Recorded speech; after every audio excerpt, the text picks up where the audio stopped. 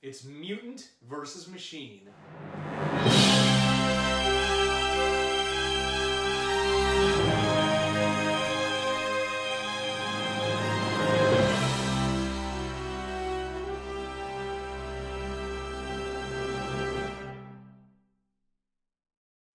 Hey everybody, welcome back to Comic YOUniverse, the only nerd-centric thing you need in your life.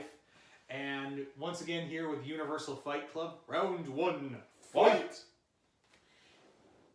No. Shoryuken! Now guys, so welcome back, and this is our second fight of the week.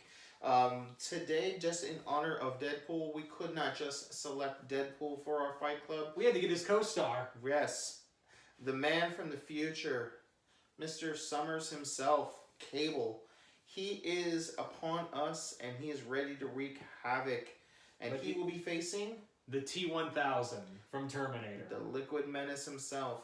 Alright guys, so as we all know, you got to click on the annotation above our heads here. That's where you'll find the drop down to vote on who you guys want to win or who you guys think would win. And that's how the winner is determined each week. We don't sit here and just go, yes, this is who would win. Regardless who we want to win, you guys are going to decide who's going to win this particular fight. Now, I'll be honest, this is a fight I can see going either which way. There's a good debate on both sides to see going off and being fair. Just how happens this week, I'm going to be taking on Cable. And I'll let you go first since I went first with Deadpool. You didn't win, Jack. I said since I went with Deadpool. I didn't win yet. But I did win the other one. Just saying. But go ahead. You've won 2 in a row. I'm going to get you this time. So, this time around, let me tell you why T-1000 is going to give nothing but hell to Cable. The T-1000, of course, the upgraded version of the T model from the Terminator series. Right. It is completely liquid metal. It is an evolving machine. It is capable of shape-shifting, making weapons, and like I said, damn near unkillable. Like, they had to, like, figure out some new way to stop him.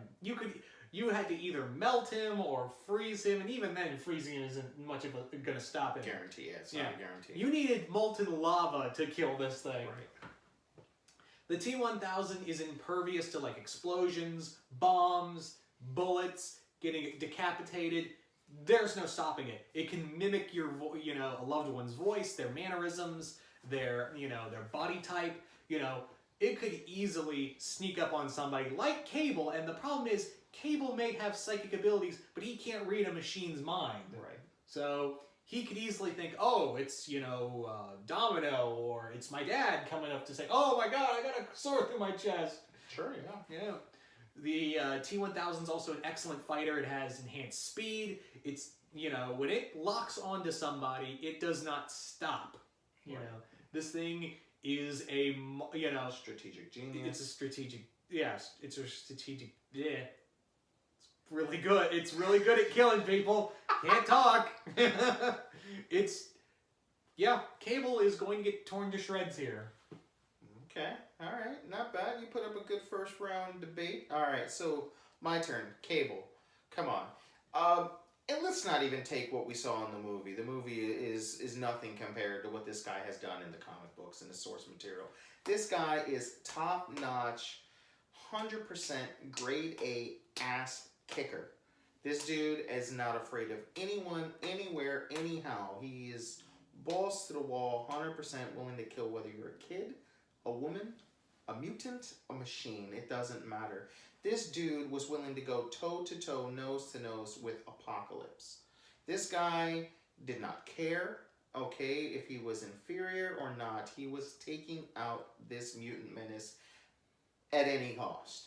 This is a guy that has gone toe-to-toe with the X-Men at their full capacity and the Avengers at their full capacity and has strategically planned on how to beat them all. He is essentially kind of like Batman in that regard, where he is such a good strategic mind that he can literally, if he knows what's on the table, he can angle the game to where it's going to be best for him. Plus, he does have an onboard computer at times himself that helps him understand the situation that he is in.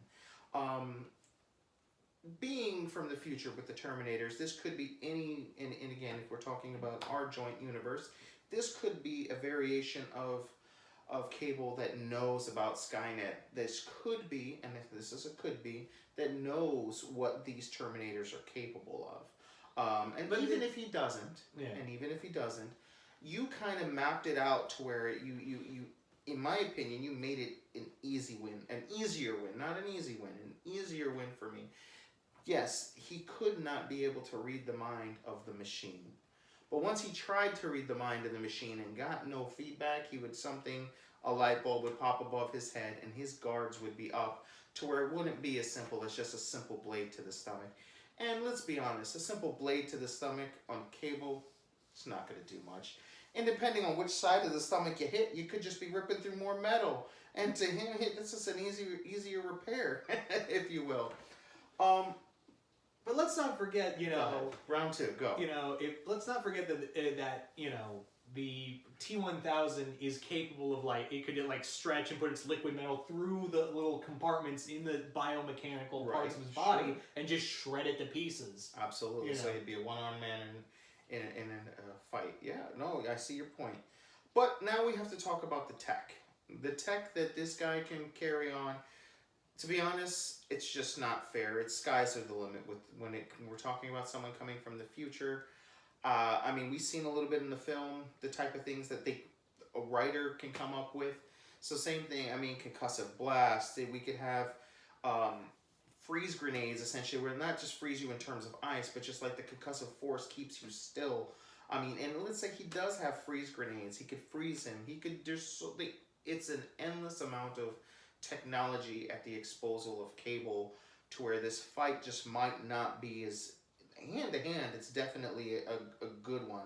But if there's any sort of distance between them, I think Cable brings the edge of keeping him at his distance with that gun, with all of his weapons and his fighting skill. And even if we're dealing with modern weaponry, sure, bullets are going to go in and out and not really do much. But the closer he gets, the more powerful the modern day weapons and grenades and stuff like that. And we all know that he doesn't go anywhere without these type of things. So he's never empty-handed. At the end of the day, we're talking about a guy that has seen the worst. And when you can go toe-to-toe with the likes of Apocalypse, the Avengers, and X-Men, and still be around, and Deadpool, and still be around to talk about it, you're top-notch. So, I gotta stick with my boy Cable on this one. As much as I love Terminator, and I think there's a chance, there's absolutely a chance, especially, if your boy turns into, let's say, a Hope or a Scott, or just someone where he doesn't feel like he needs to read their mind, he could get close enough to do some damage, sure. And let's not forget that even though he could blow the Terminator bits with those futuristic guns, he could just come right back together. Right, but there's two things with that Terminator version. One, it's really, really self-aware too. So I don't know if you know, but Skynet only made so many models, and that's why they discontinued it and moved on. In the third one, there's a new Terminator because it is so self-aware it can kind of go into business for itself.